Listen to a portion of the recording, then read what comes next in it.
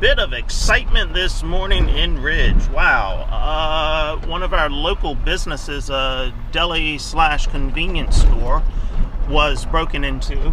The owner has video footage of that. The guy came in, guy or girl, came in wearing a full motorcycle helmet, crowbar, took the crowbar, tried to smashed the ATM machine that was inside of the store, smashed that up. From what we understand, did not get anything out of there. Then went to his lottery machine, smashed the cash drawer on that, didn't get anything. Went to his cash register, didn't get anything. Sounds like all he walked out with was a bottle of Fireball and a pack of cigarettes, I think is what the owner told my daughter this morning. Threw a bunch of bottles on the floor, got upset, it looks like from the video, based on what I've heard through my daughter. Got upset when he couldn't get anything from the ATM or the cash drawers, and just kind of threw some bottles on the floor and broke up some other stuff. So made a heck of a mess. And then also, same person, I assume it was the same person, we have a small freestanding building in the Dollar General parking lot that has an ATM in it. This is just a 8x8 or a 10x10 brick building with an ATM machine that one of our local banks put in there. So the guy went down to that, busted the ATM machine all up. Again, from what my daughter heard, did not get any money. I talked to the cop and to the ATM people this morning as they were over there investigating, and I saw the ATM machine, and it was busted up pretty bad. I'm surprised he didn't get any money out of it. So, you know, we're too small of a community for something like this to happen. Very seldom do we have anything like this happen down here. So hopefully it was just a one-off, and we don't have to worry about this anymore. But it's the world we're in right now, I guess, with high inflation and everything costing so much. People need money to get their drug fix, their alcohol fix, or in my case, an ice cream fix. That's what I have to have every night is ice cream. Okay, it's, you know, it's pretty dry around here right now. These soybeans are not hurting too bad, but I've got some fields that you can see they're under stress. We need some water. We have not had any rain in probably 2 weeks, and we were doing so good with getting rainfall every couple of days, and the soybeans were really looking good. Corn is done. You know, it was already had made everything it was going to. It's starting to dry up. This is what is this, August 24th? Yeah, August 24th.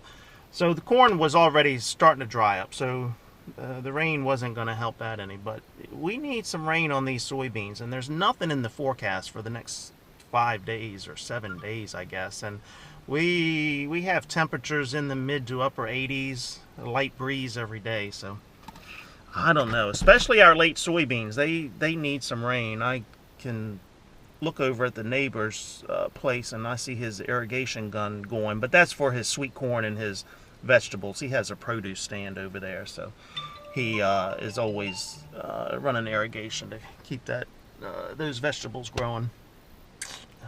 So yeah, hopefully we get some rain soon. Okay, I finished up the dump truck, changing all the filters and oil and putting the radiator in.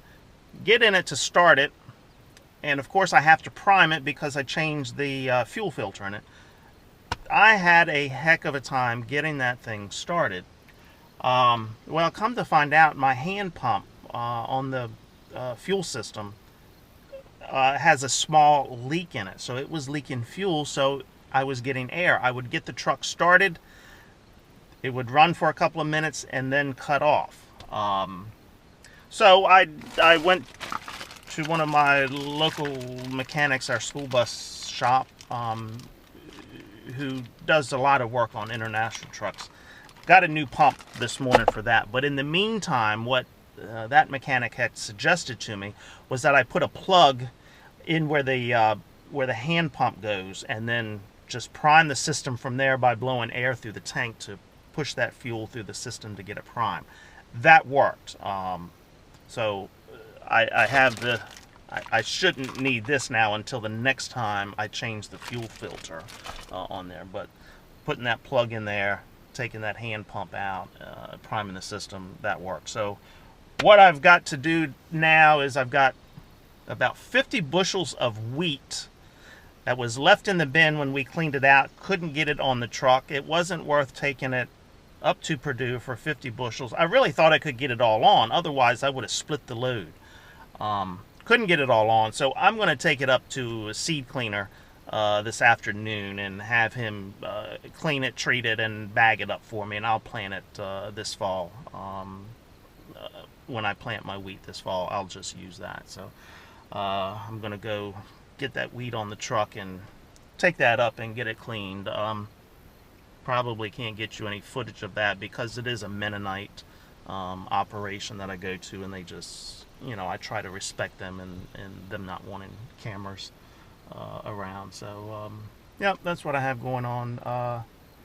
And then I have this wheat in the combine. I did not leave it in the bin. I just dumped it in the combine. So I just have to empty the combine, and then I'll probably go over the combine. I don't think I have many things to do to it to get it ready for harvest, but that's the game plan. Okay, I've rambled enough. Looks like almost 7 minutes here that I've rambled. So I'm going to cut it off right here and say,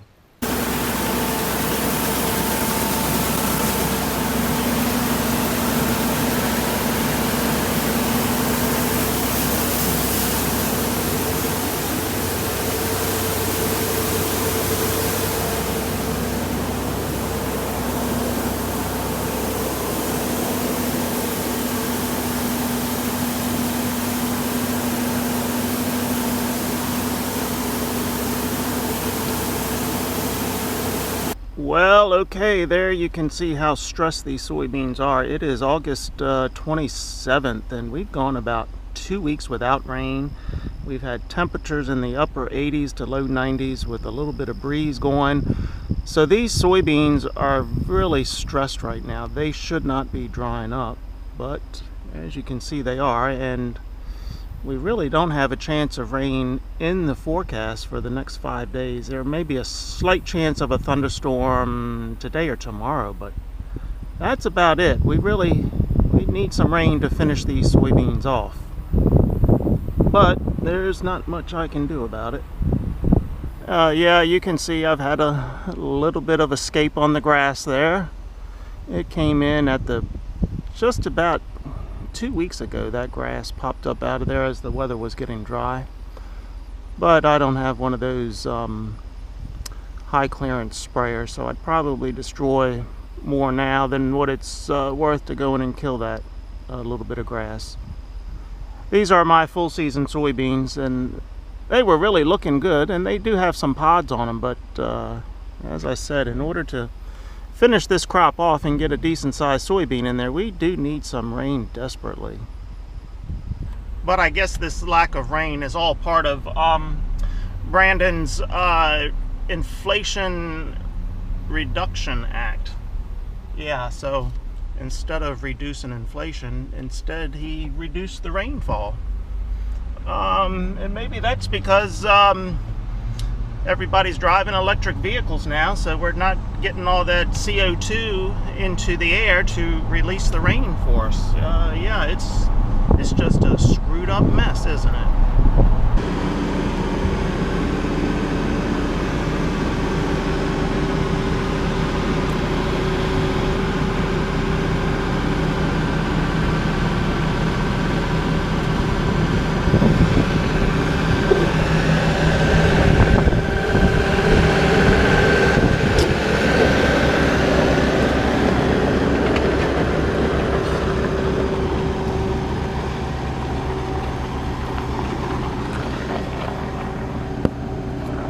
Go with this side.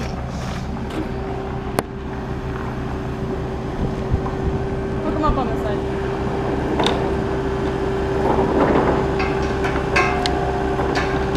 There you go. We're good.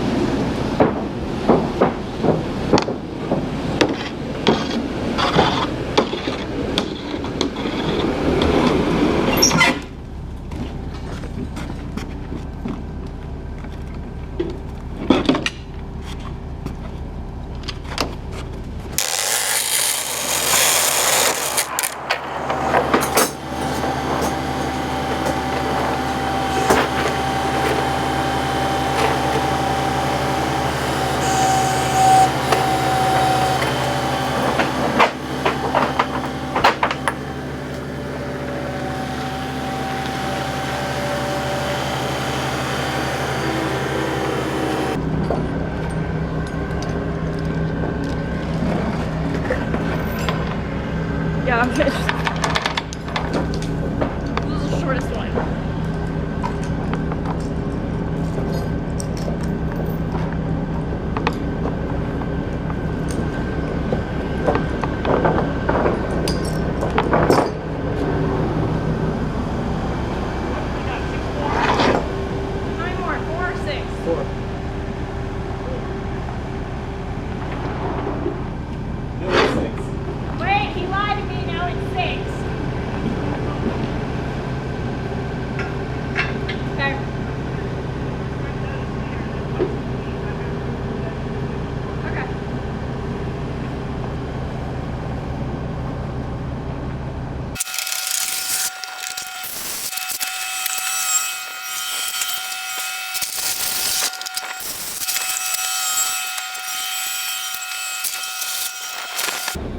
That's my job.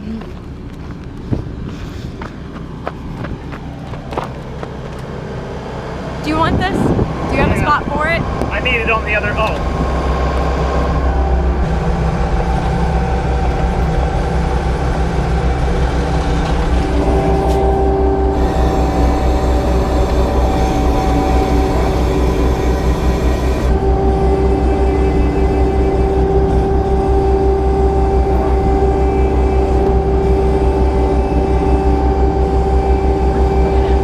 It's in my lap. I really can't hold this and do anything. Sit right here on top of this little lever thing. There you go. I don't know what kind of weight you'll get, but there you go.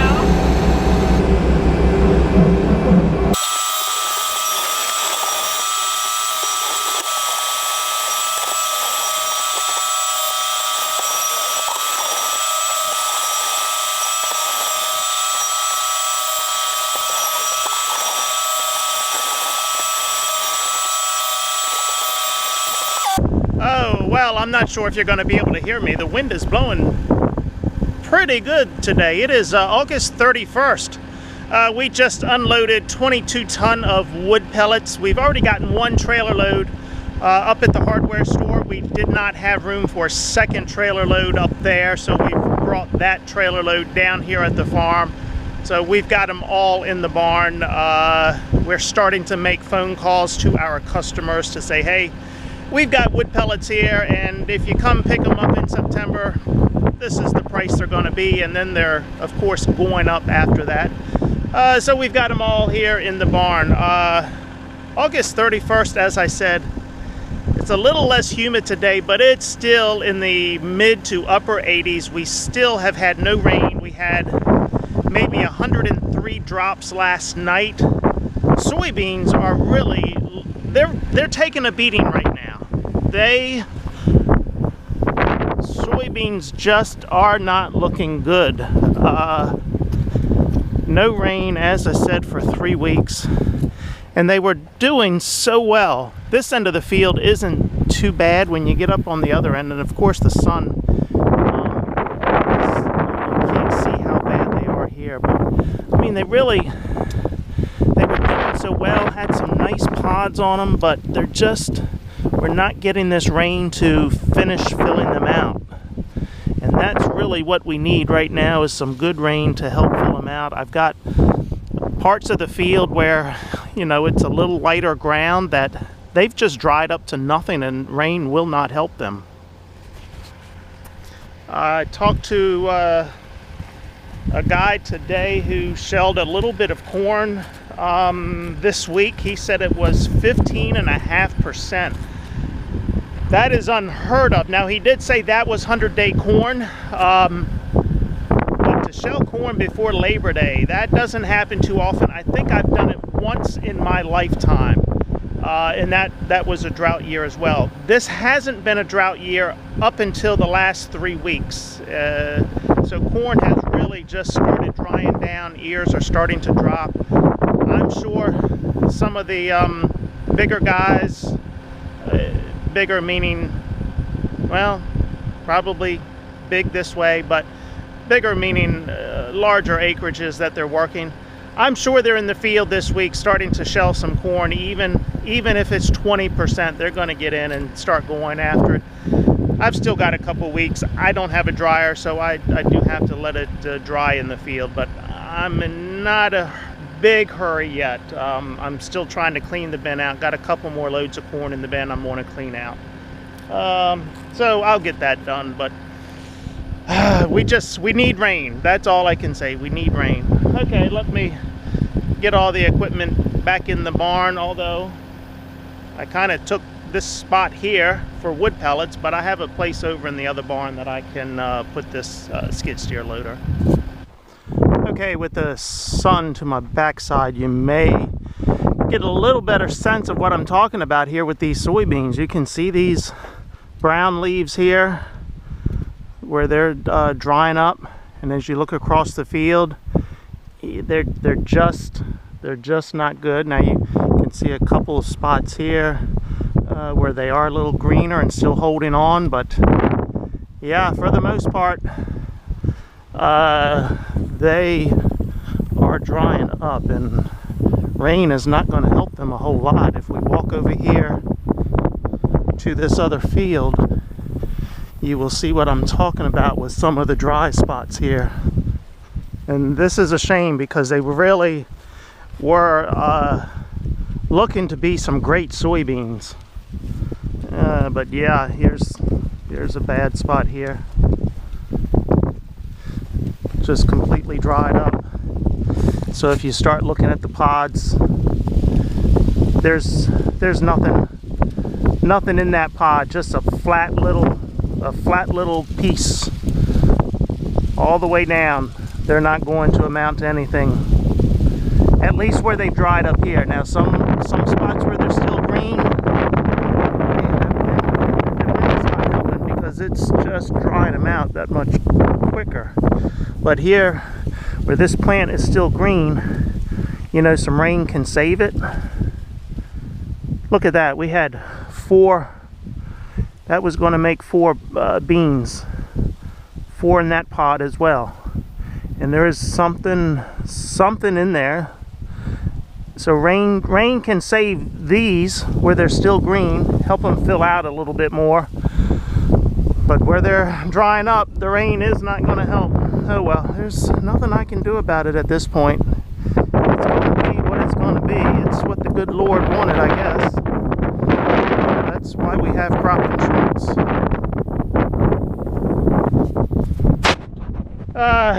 Labor Day weekend coming up this weekend. Normally, I do not do anything on Labor Day weekend. I normally stick around in case I'm needed at the hardware store, if it's going to be busy or if somebody doesn't show up. But you know what? This year, Labor Day weekend is my 30-year anniversary. We've been married 30 years. Labor Day weekend. So my wife and I are going to, we're actually going to get away for Labor Day weekend. The last time we did this was 30 years ago on our anniversary, as far as going away on Labor Day weekend. Otherwise, I'm always sticking around to deal with something. But we've decided we're just going to do it, so I think we're jumping in the car. We're going to head down to Jekyll Island off of the coast of Georgia. I've read a few reviews about that. Seems to be a place to go. We're not really beach people, but we like to kind of be on the beach and just enjoy the sounds of the ocean. So we're going to go down to Jekyll Island and spend a couple days down there for Labor Day weekend. I think my daughter will have everything under control at the hardware store.